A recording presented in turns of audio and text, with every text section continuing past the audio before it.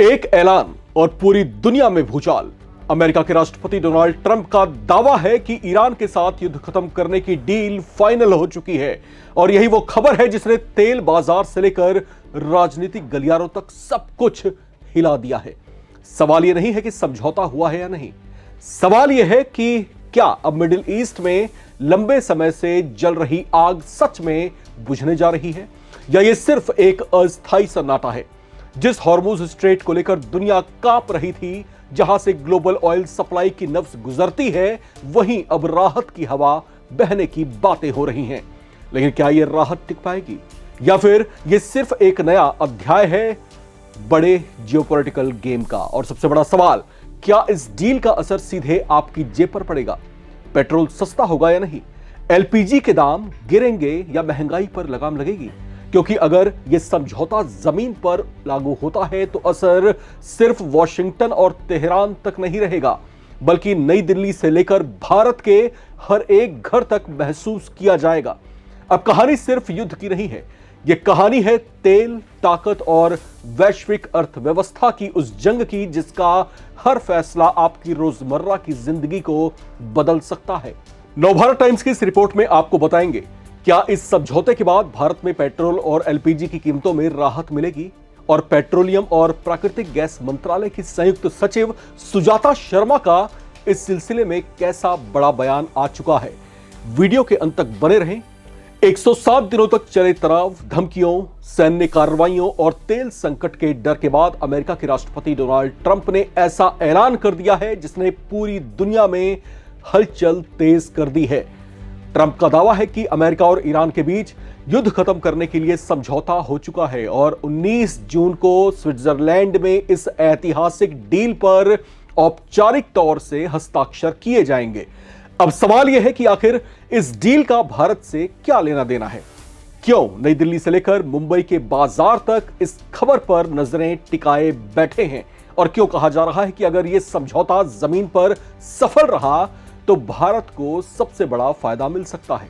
दरअसल पिछले 107 दिनों से मिडिल ईस्ट में ऐसा तनाव बना हुआ था जिसने पूरी दुनिया को चिंता में डाल दिया था। अमेरिका और इजराइल की सैन्य कार्रवाई के बाद ईरान के साथ टकराव बढ़ता गया। हालात ऐसे हो गए कि दुनिया के सबसे अहम तेल मार्ग हॉर्मुज स्ट्रेट पर भी संकट के बादल मंडराने लगे। तेल टैंकरों की आवाजाही प्रभावित हुई, सप्लाई चेन पर दबाव बढ़ा और कच्चे तेल की कीमतें $100 प्रति बैरल के पार तक पहुंच गई। जब तेल महंगा होता है तो उसका जो असर है वो सिर्फ पेट्रोल पंप तक सीमित नहीं रहता। महंगाई बढ़ती है, ट्रांसपोर्ट महंगा होता है, इंडस्ट्रीज की लागत बढ़ती है और आखिरकार आम आदमी की जेब पर बोझ भी बढ़ता है। यही वजह थी कि भारत जैसे देशों की चिंता सबसे ज्यादा बढ़ी हुई थी। लेकिन अब तस्वीर बदलती दिख रही है। ट्रंप ने दावा किया है कि समझौते के तहत हॉर्मुज स्ट्रेट को बिना टोल के खोला जाएगा और नौसेना की नाकेबंदी काफी हद तक कम की जाएगी या फिर आगे आने वाले समय में हटाई भी जा सकती है। यानी दुनिया के सबसे महत्वपूर्ण समुद्री व्यापार मार्गों में से एक फिर से सामान्य स्थिति की ओर लौट सकता है। यहीं से शुरू होती है भारत के लिए सबसे बड़े राहत की बात। भारत सरकार ने भी इस पूरे घटनाक्रम पर बड़ा बयान जारी किया है। पेट्रोलियम और प्राकृतिक गैस मंत्रालय की संयुक्त सचिव सुजाता शर्मा ने साफ कहा है कि देश में पेट्रोल और डीजल की पर्याप्त मात्रा उपलब्ध है। एलपीजी की सप्लाई भी पूरी तरीके से स्थिर है। रिफाइनरियां पूरी क्षमता से काम कर रही हैं और कच्चे तेल का पर्याप्त भंडार भी देश में मौजूद है। फिलहाल किसी तरह की घबराहट की कोई जरूरत नहीं है। यानी भारत सरकार ने आश्वस्त किया है कि हमारे पास पर्याप्त स्टॉक है। मिटिगेशन प्लान, जैसा कि आप जानते हैं कि जब से ये क्राइसिस शुरू हुआ है तभी से मंत्रालय और सरकार एक्टिवली डिमांड सप्लाई मैनेजमेंट कर रही है। एक तरफ सप्लाईज को इंक्रीज करने की कोशिश की गई है, चाहे तो अगर एलपीजी को लें, डोमेस्टिक रिफाइनरीज के अंदर प्रोडक्शन इंक्रीज करने की बात हो। इसके अलावा जो सप्लाईज कार्गोज टाई अप करने की ज़रूरत है वो सभी किया गया है, चाहे वो क्रूड है, चाहे वो आपका एलपीजी है।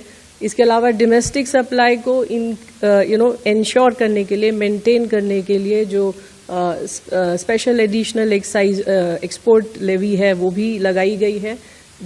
और इन सभी के माध्यम से सरकार ने इंश्योर किया है कि डोमेस्टिक मार्केट में प्रोडक्ट की कोई भी शॉर्टेज ना हो। ये जो कीमतें हैं उसमें स्थिरता आगे बनी रह सकती है, लेकिन असली खेल आगे है। अगर ये समझौता सफल रहता है और मिडिल ईस्ट में स्थिरता लौटती है तो भारत का तेल आयात बिल कम हो सकता है।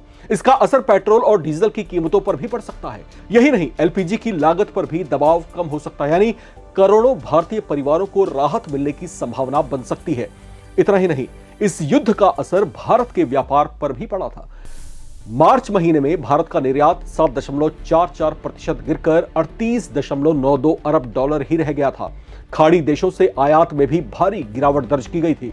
अब अगर हालात सामान्य होते हैं तो भारत का निर्यात फिर से रफ्तार पकड़ सकता है और उद्योगों को नया बूस्ट भी मिल सकता है।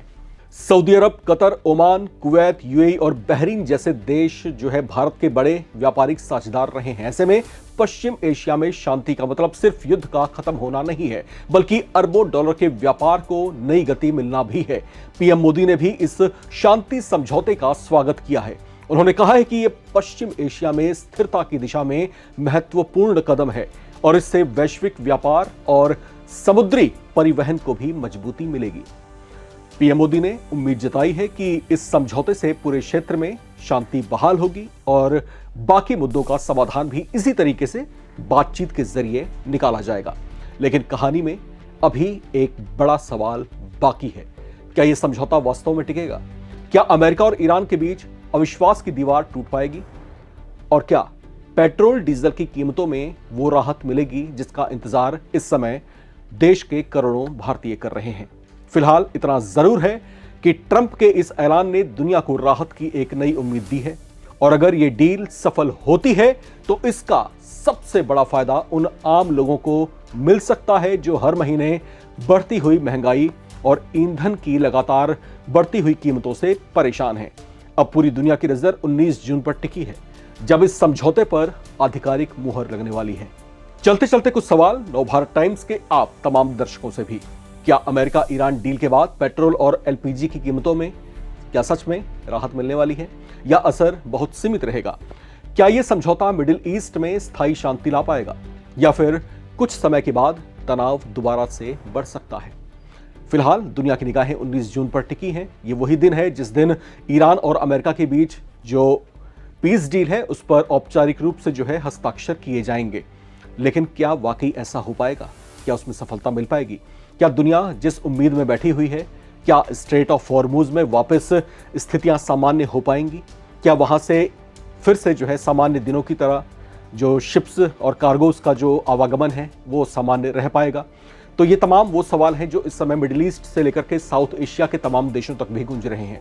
वो देश जो काफी हद तक इस जंग से प्रभावित हुए हैं, खासतौर से हम भारत की बात कर रहे हैं, क्योंकि पिछले कुछ महीनों में ही भारत में जिस तरीके से गैस और एलपीजी डीजल के दाम जिस तरीके से बढ़े हैं उसने जो है भारतीयों की चिंता काफी हद तक बढ़ा दी है। हालांकि भारत सरकार की तरफ से बार बार यही कहा जा रहा है कि देश में एलपीजी और पेट्रोल डीजल के जो है पर्याप्त स्टॉक मौजूद हैं और घबराने की कोई आवश्यकता नहीं है। लेकिन ये बेहद आवश्यक है कि स्ट्रेट ऑफ हॉर्मुज में हालात सामान्य हो ताकि भारत अपनी ज़रूरतों के मुताबिक जो है वहाँ से इंपोर्ट को वापस पटरी पर ला सके।